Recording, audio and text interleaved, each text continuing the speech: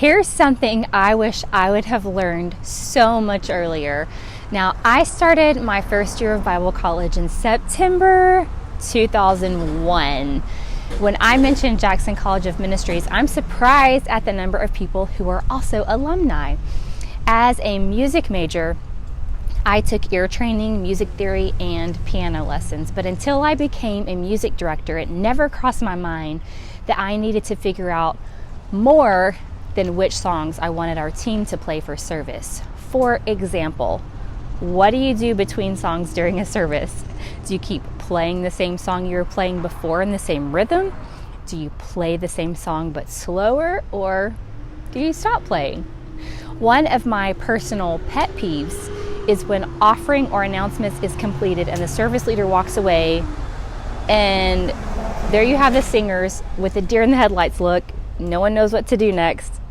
This can be a distraction, and this is a distraction that could have been easily avoided with proper communication and planning.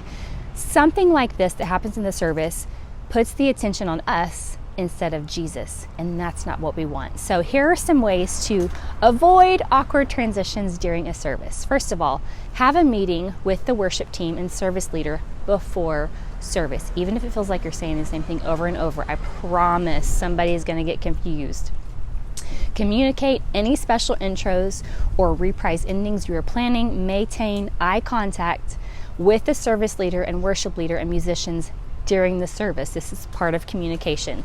Now, I've been in services where the preacher was preaching his heart out, the congregation was ready to respond, and then he asks for the musicians to start playing, and nothing happened. They just sat there. Nobody moved.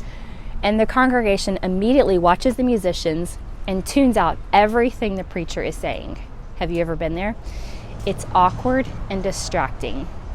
So here are things not to do when it's time to play for altar call. Number one, you don't want to be talking to the singers trying to figure out what song to do. That should have already been done. Number two, you don't want to stay seated when the preacher asks for the keyboard player to play softly. Immediately get up and start playing.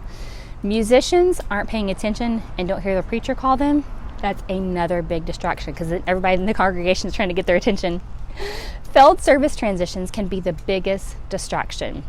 Most of the time, it's because a lack of planning or communication issues. So for more service transition tips, make sure you check out the transitions you should master to play in a worship service guide that I have for you, and also my video called Your Worship Service Might Be Missing These Transitions.